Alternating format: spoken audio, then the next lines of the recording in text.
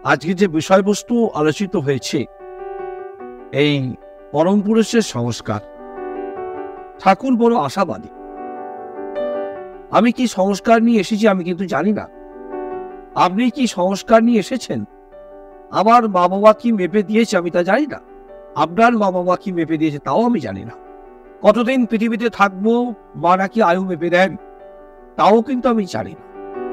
শোনা যায় কোনো প্রোডাক্ট কবে তৈরি হয় আর কতদিন সেটা এক্সপায়ার থাকে সেই ডেটটা লেখা থাকে।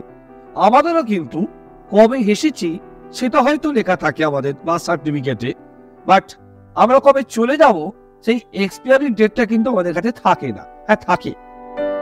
আমাদের যেটা আজ্ঞাচক্র বলা হয়, দিদল বলা হয়, তেসরা তিল বলা হয়, যেটা আমাদের চাপা থাকে, ওইখানে আমাদের এক্সপায়ারি ডেটটা লেখা থাকে।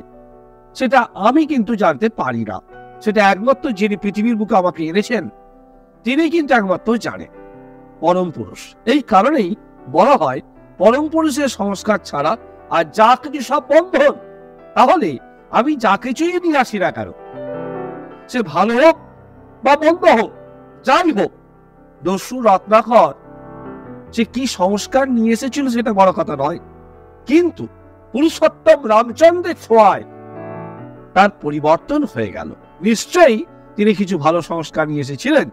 তা যদি না হতো আজকে এত বছর পর সেই দস্যু রত্নাকর মহর্ষি বাল্মীকির নামে এতদিন পর আজকে ভারতবর্ষের প্রধানমন্ত্রী গতকাল মহর্ষি বাল্মীকি বিমানবন্দর ৬,৫০০ স্কোয়ার ফিটের একটা বিমানবন্দর গতকাল উদ্বোধন করলেন সেই মহর্ষি বাল্মীকির নামে। তাহলে তিনি কিছু সংস্কার নিয়ে এসেছিলেন, কিন্তু পুরুষোত্তম রামচন্দ্র তিনি জানতেন আরো বেশি কিছু। তাই কেষ্টদাকে শ্রী ঠাকুর বলছেন, কেষ্টদা আপনি জীবনটাকে এতটা দেখতে পান আর আমি অনেকটা দেখতে পাই। আপনি এতটুকু দেখতে পান, আমি অনেকটা দেখতে পাই।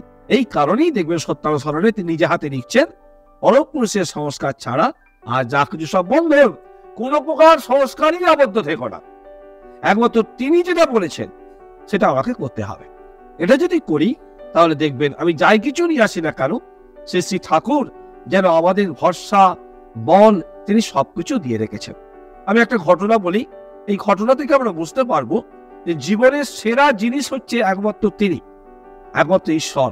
তিনি ছাড়া আমাদের জীবনে কিন্তু আর কেহ নাই, কিছু নাই, তুমি আছো যার। ভগবান বিষ্ণুকে তার স্ত্রী লক্ষ্মী স্বরূপিণী প্রশ্ন করছেন যে আপনার বিচার সবসময় ঠিক হয় না, আপনার বিচার সবসময় ঠিক হয় না, আমি কখন যে কি সময় কি বিচার করে ফেলেন আমরা নিজেরাই বুঝতে পারি না। তাই দেখবেন মাঝে মাঝে আমরা বলি, ঈশ্বর তোমার বিচার ঠিক নাই। যে ধর্মপথে থাকে, যে ঈশ্বরের পথে থাকে তার দুঃখ একটু বেশি হয়, আর যে কিছুই বলে না সে দেখবেন একটু আনন্দে ঘুরে বেড়ায়। এর প্রশ্ন তখনও ছিল, এখনো আছে, সকলকার মনে আছে। কিন্তু ঠিক এই প্রশ্নটাই লক্ষ্মী দেবী তিনি ভগবান বিষ্ণুকে প্রশ্নটা করছেন। ভগবান বিষ্ণু বলছেন আমি উত্তর দেবো না। ভগবান বিষ্ণু তখন বলছেন নারদকে খবর দাও। নারদকে খবর দেওয়া হলো, নারদ চলে এলো। নারদকে ভগবান বিষ্ণু বলছেন যে আমি তোমাকে 3খানা মালা দেবো, এই 3খানা মালা ঠিক ঠিক জায়গায় যদি বন্টন না হয় ওই মালা আমার কাছে ফিরে আসবে। নারদ মুনি বলছে তাহলে কোথায় কোথায় যাবো? 2 জায়গায় যেতে হবে। এক হলো কৌরব পক্ষে যেতে হবে একবার, আর একবার যেতে হবে পাণ্ডব পক্ষে যেতে হবে, পাণ্ডব পক্ষে একবার যেতে হবে। ভগবান বিষ্ণুর ওই 3খানা মালা নিয়ে নারদ মুনি, বর্তমানে যিনি ঋত্বিক দেবতা মন্ডলী, এই নারদ মুনি তিনি 3খানা মালা নিয়ে প্রথমেই যাচ্ছেন কৌরব পক্ষে। কৌরব পক্ষে যাওয়ার পর যিনি গেটকিপার, নারদ মুনির ওই তো পোশাক খুব একটা জানা পোশাক নয়, গেটকিপার তাকে দূর থেকেই তাড়িয়ে দেওয়ার খাপ। যদিও তিনি প্রবেশ করলেন, তারপরে ওখানকার যিনি কর্ণধার দুর্যোধন 3টি মালা দেখেই বলছেন, ও নারদ মুনি 3 মালা কি করা হবে? ভগবান বিষ্ণু পাঠিয়েছে এই 3খানা মালা 3 জায়গায় ঠিক ঠিক বন্টন করতে হবে। যদি মালা বন্টন ঠিক না হয় মালা কিন্তু সব বিষ্ণুর কাছে আবার ফেরত চলে যাবে। এই ব্যাপার কোনো ব্যাপারই নয়, 3টে মালা আবার পড়বে, আবার বলার ব্যাপার আছে। এসো 3খানা মালা হয় দিয়ে দাও। তিনখানা মালার মধ্যে নিজে একখানা মালাকে ফাঁস করে নেন। দুর্যোধন নিজেই একটা মালা পরে ফেললো। তিনটে মালা হচ্ছে উত্তম মালা, মধ্যম মালা, অধম মালা। এই তিনটে মালার মধ্যে উত্তম মালা নিজেই দুর্যোধন আগেই পরে নিয়েছে। মধ্যম মালা তার ভাই দুঃশাসন, আসো ভাই তুমি পড়ো মধ্যম মালা। ওদের তিন ভাইয়ের মধ্যে একটু ভালো ছিল ভীষ্ম, ওকে অধম মালাটা পরিয়ে দিল। তিনটি মালা ঠিক ঠিক বন্টন হলো না, তিন মালাই বিষ্ণুর কাছে ফেরত চলে গেল। নারদ মুনি নিরান চলে গেলেন। ভগবান বিষ্ণুকে গিয়ে বললেন মালা চলে এসছে। তখন বললেন তাহলে এবার তুমি পাণ্ডু পক্ষে চলে যাও। বলে তিনখানা মালা নিয়ে আবার চলে যাচ্ছে, উত্তম মালা, মধ্যম মালা, অধম মালা। যাওয়ার পর ওই পাণ্ডব পক্ষে যাওয়ার পর নারদ মুনির গেট কিপার তার কি আপ্যায়ন, আসুন আসুন সুস্বাগতম, আরে ভগবান বিষ্ণুর দূত এসেছে, বসুন জলপান করুন, মানে আপ্যায়ন হচ্ছে। নারদ মুনি তো খুব খুশি। তারপরে বলছে এরকম ভগবান বিষ্ণু তো তিনখানা মালা পাঠিয়েছে, আর তিনখানা মালা তুমি ডিস্ট্রিবিউট করে দাও। দায়িত্বে কে আছে? যুধিষ্ঠির। যুধিষ্ঠির সর্বপ্রথম ওই তিনখানা মালার মধ্যে উত্তম মালাটা নিয়ে ওদের ওই পাণ্ডব সভায় একটা ভগবান শ্রীকৃষ্ণের তৈলচিত্র ছিল, উত্তম মালাটা হাতে নিয়ে গিয়ে যুধিষ্ঠির সর্বপ্রথম ওই ভগবান শ্রীকৃষ্ণের গলায় পরিয়ে দিল। উত্তম মালা পরানো হয়ে গেল। মধ্যম মালা তাকে পাচ্ছেন ভক্ত নারদ মুনির গলায় পরিয়ে দিচ্ছে। কারণ নারদ মুনি ভগবান বিষ্ণুর কথা লোকের দরজায় দরজায় বলে বেড়ায়, তাই মধ্যম মালা হে প্রভু তুমি পরে নাও, গলায় পরিয়ে দেবে নারদ মুনির গলায়। পরে থাকে অধম মালা, অধম হচ্ছে আমরা সবাই। এই অধম মালা যুধিষ্ঠির নিজে পড়ছে। মালা ঠিক ঠিক বন্টন হয়ে গেল, মালার ফেরত এলো না। ভগবান বিষ্ণু আর লক্ষ্মী ভাবছে তোমার বিচার ঠিকই আছে, আরে জীবনের উত্তম জিনিস যেটা, ভালো জিনিস যেটা, সেটা তার গলায় দিতে হয়। মধ্যম মালা ভক্তদের গলায় দিতে হয়। ভক্ত যেমন কিশোরী মোহন, ভক্ত যেমন অনন্ত মহারাজ, সতীশচন্দ্র গোস্বামী, গিরিশ ঘোষ, লাট্টু মহারাজ, এরা ভক্ত, ওদের গলায় মালা দিতে হয়। আর অধম হলো আমরা, যারা তার সবসময় সবটা মেনে চলতে পারি না, কিন্তু তবু তার চরণে আমরা থাকার চেষ্টা করি। এই জন্যই আমরা হলো অধম, হলেও তার কাছে তুমি একটু স্থান পেয়েছি আমরা। ভগবান শ্রীকৃষ্ণ কি সুন্দর করে বলছেন, তার 18খানা অধ্যায় শেষ। অর্জুনকে বলছে আরো কিছু কথা আছে। অর্জুন শ্রেষ্ঠ ভক্ত, তিনি বলছেন প্রভু 18টা অধ্যায় শেষ, এখনো বলার বাকি আছে। বলছে হ্যাঁ, গুজরাতি গুজ্জ কিছু গোপন কথা এখনো বলা বাকি আছে। প্রভু তাহলে বলুন, তোমাকে ছাড়া কাকেই আর বলবো? তোমার মতো এত ভালো ভক্ত কোথায় পাবো আমি? এই তোমাকে আমি কথাটা বলে যাচ্ছি। তিনি খুব মূল্যবান কথা বলে যাচ্ছেন। ঠাকুর বারে বারে কথাটা উচ্চারণ করতেন, গীতার সেই মর্ম বাণী। সর্বধর্মান পরিত্যাজ্য মামেকং শরণং ব্রজ অহং তাং সর্ব পাপেভ্যো মোক্ষয়স্যামি মা শুচো। হে অর্জুন, সব ধর্ম পরিত্যাগ করো, সব কর্ম পরিত্যাগ করো, তুমি আমাতে যুক্ত হও, আমি তোমাকে উদ্ধার করবো। এত বড় কথা বলছেন। আবার বলছেন মন্মনা ভব মদ ভক্ত মদ জাজি মাগ নমস্কুরু, তুমি আমারই ভক্ত হও, আমাকেই যজন করো, আমাকেই জাজন করো, আমার কথা মানুষকে বলে বলে বেড়াও, তোমার কোনো ভাবনা নাই, কোনো চিন্তা নাই, আমি তো আছি। শ্রী ঠাকুর বারবার এই কথা উচ্চারণ করছেন আর মানুষকে সে কথা বলে দিচ্ছেন। তিনি তার বাণীর মধ্যে বলছেন সকল ধর্মের সেরা ধর্ম। এই যে আমরা এখানে বসে আছি, সে লেখানা করার নয়। শ্রী ঠাকুর বলছেন সকল ধর্মের সেরা ধর্ম পুরুষোত্তমের শরণ নেওয়া, ওই ধর্মেই সর্ব পাপের মোচন, তাতেই হয় সফল বাঁচা।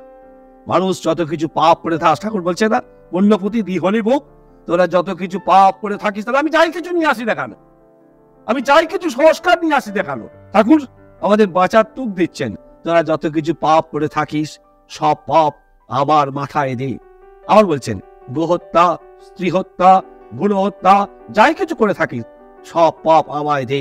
এই যে বলছিল না, একমাত্র হরি তোমাকে সর্ব পাপ থেকে মোচন করতে পারে। সেই হরি, সেই হরির নাম, হরিনাম নয়, এইখানে গল্পে দেখাচ্ছে, কিন্তু হরিনাম নয়, হরির নাম। যখন হরি আসে সেই হরির নাম, হরির নাম। এই হরির নাম যখন তিনি আসেন, হরি যখন আবার নতুন করে আসেন, সেই হরিনামটা করতে হবে। এই হরিনাম নয়, কিন্তু এই হরিনাম নয় রে মাদাই, এই হরিনাম নয়, এই হরিনাম নিয়ে যায় মাদাই সেই হরিনামের কাছে, মাদাই সেই হরিনামের কাছে জগৎ বন্ধু আছে, এই হরিনাম নয়। এ করলে কাজ হবে না। বর্তমানে দেখবেন যারা ব্যাংকে বই টই আছে, ব্যাংকে গেলেই দেখবেন জেরক্স চাইছে, মানে ঘরে একটা জেরক্স মেশিন লাগলে ভালো হয়। আপনাদের এখানে হচ্ছে কিনা জানি না, আমাদের মানে খুব হচ্ছে। তা আমি একটু ঠাকুর নিয়ে ঘুরে ঘুরে বেড়াই, তো কখন প্যান্ট চাইছে কখন জামা চাইছে বুঝতে পারি না। আমি আজকে একটু ব্যাংকে গেলাম এই ছেলের টুকটাক কাজের জন্য, তা যেতেই বলছে আমরা তো আধার নেই। আমি বললাম এত বুড়ো হয়ে গেলাম, ছেলের বাবা হয়ে গেছে, আমার আধার নেই। বলছে না না আপনার আধার আছে, ঘরে আছে, আমরা ব্যাংকে দেয়া নেই। আর একবার আধার চাইছে, একবার প্যান চাইছে, এরকম অবস্থা। তাই ব্যাংকে ভদ্রলোক বলছে দাদা আমি তো টাকা তুলতে এসছি, আমার এগুলো দেয়া নেই। বলছে আমার প্যান জামা সব দেওয়া আছে, টাকা দেবেন কিনা বলুন। এই যে প্যান কার্ড নিচ্ছে, আধার কার্ড নিচ্ছে, রেশনের সঙ্গে লিঙ্ক হচ্ছে, তাই তো, তারপরে আবার আধার কার্ডের সঙ্গে লিঙ্ক হচ্ছে, সবের সঙ্গে লিঙ্ক হচ্ছে। সরকার বলছে না ভগবানের সঙ্গে তো লিঙ্ক করো না, ঈশ্বরের সঙ্গে তো লিঙ্ক করো না, সেটা কিন্তু বলছে না। বলছে কে? এই আধ্যাত্মিক পুরুষোত্তম যারা আসেন যুগে যুগে, ধর্মগুরু যারা, তারা কিন্তু বলছে আমাদের যুক্ত হও, মানা হবো ভক্ত মত জাতি মাগ নমস্কার। ওখানে লিঙ্ক ঠিকঠাক নাই, তাই খানিক জেরক্স চাইছে, খানিক জেরক্স চাইছে। ওদের জেরক্স নিয়ে নিয়ে আর হচ্ছে না। কিন্তু একমাত্র তাতে যদি আমরা যুক্ত হই, তিনি কিন্তু আমার কাছ থেকে কখনো মুখ ফেরান না। তিনি কিন্তু বারে বারে সে আমার দিকেই তাকিয়ে আছে। ননিমা দেহঘরে ঠাকুরের সঙ্গে কত কথা, ঠাকুরের অনেক কিছু ঠাকুর দিচ্ছেন তাকে, তবু ননিমার মন আর পছন্দ হচ্ছে না। ননিমা এবং তার ছেলে খালি খালি ভাবে আমায় বোধহয় কম দিচ্ছে ঠাকুর, আমায় বোধহয় কম দিচ্ছে ঠাকুর। এই কারণে ননিমা একদিন খুব ঝগড়া করেছে, আর ঝগড়া করে আশ্রম থেকে চলে গেছে। শ্রী ঠাকুর বিকালবেলা জিজ্ঞাসা করছে ও কি চলে গেছে? তখনও আশায় আছে। এত দোষ, এত ত্রুটি, এত বিচ্যুতি, এত ঠাকুরকে গালাগালি দিয়েছে, আবার বলছে ও কি চলে গেছে? ঠাকুর আপনি ওর কথা আবার জিজ্ঞাসা করছেন? হ্যাঁ রে, হারানো মেষশাবককে একবার এনে দিতে পারিস? ভগবান যিশু নাকি এই কথাটা উচ্চারণ করেছিলেন যে হারানো মেষশাবককে তোমরা এনে দিতে পারো? ও যে হারিয়ে গেছে, আবার আশায় আছে কবে তোমার আবার হারানো মেষটাকে তোমরা এনে দেবে। সবাই বলছে ননিমা এত কথা আপনাকে খারাপ বলে, বলে বলুক, বলছে না তোমায় ভালোবাসি বলে লোকে কত কথা বলে, বলে বলুক, কি যায় আসে, তোমায় ছাড়া দিন কি চলে, পঞ্চান্ন সরকার বলেছিলেন, গাল লিখেছিলেন। তাই আমরা শ্রী ঠাকুর চন্দ্রকে নিয়ে সেদিকে পূজ্যবাদ বাবাইরা খুব সুন্দর একটা কথা বলেছেন। তিনি বলছেন যে এই পৃথিবীতে অনেক লোক বাস করে। আমাদের ভারতবর্ষের বর্তমান লোক সংখ্যা 142 কোটি, 40 ছিল, 2 কোটি আরো বেড়েছে, আরো বাড়বে, 142 কোটি। এই 142 কোটির মাধ্যমে আমরা কিছু মানুষ ঠাকুরকে ভালোবাসি, ঠাকুরকে নিয়ে চলি, কিন্তু এখনো 90টা লোক ঠাকুরকে মানেও না, ঠাকুরকে জানেও না। তাহলে আমি কি ওই 90টা লোকের সঙ্গে কি ঝগড়া করতে যাব? আমি কি 90টা লোকের সঙ্গে ঝগড়া করতে যাব? আমি তো ঠাকুরকে মানি, আমি তো ঠাকুরকে ভালোবাসি, আমি এটা নিয়ে থাকতে চাই, এটা নিয়ে বাঁচতে চাই, কান কথা শুনতে চাই না। তিনি আমাকে যে সংস্কার দিয়েছেন, ভোরবেলা ঘুম থেকে উঠে আমি চাকরি করি কি আমি ব্যবসা করি, আমি যাই কিছু করি না কেন, ঠাকুর বলছেন করো, খুব ভালো, কিন্তু তার জন্য একটু সময় দাও। এই হলো সংস্কার। আবার কি বলছেন, কিছু খাবার আগে ওকে কিছু দাও, দিয়ে খাও। হ্যাঁ তো হয়, কত সোজা কথা। কিছু খাবার আগে ওকে কিছু দাও, তারপর তুমি খাও। ওই যে বলছিল তসমিন তুষ্টে জগৎ তুষ্টে প্রণীতাং প্রণীতাং জগৎ। কাকে তুষ্ট করতে হয়? ওই ভগবানকে তুষ্ট করতে হয়, যিনি আমাকে পৃথিবীর বুকে এনেছেন, আমাকে এনেছেন, আমার সন্তানকে এনেছেন, আমার বাড়ির সবাইকে এনেছেন, যিনি, তাকে তুষ্ট করতে হয়। তুষ্ট করবো কি দিয়ে? ওই সামান্য অর্ঘ দিয়ে নয়, চোখের জলে নিবেদন করতে হবে।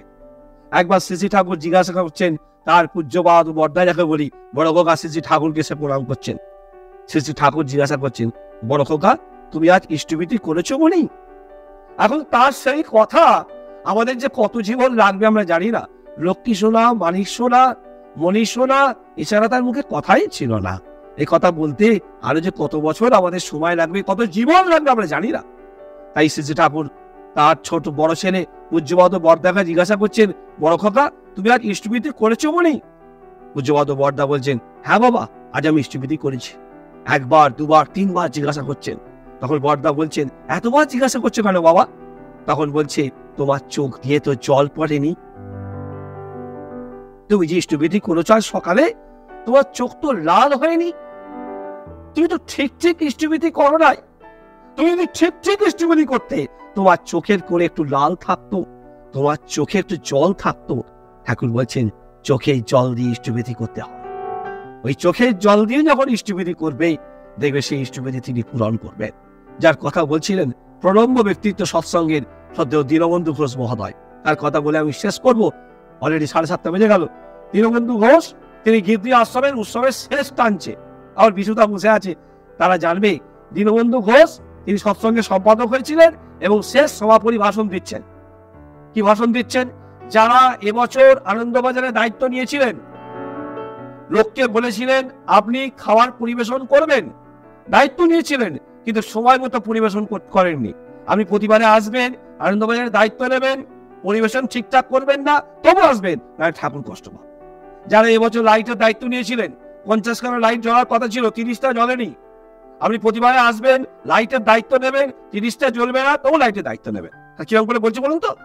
আবার বলছে যারা এবছর আনন্দবাজারের পাতা নির্দিষ্ট ফেলার একটা জায়গা ছিল, আপনারা সেখানে ফেলেননি, চারিদিকে ফেলেছেন, আশ্রম দুর্গন্ধময় করে তুলেছেন।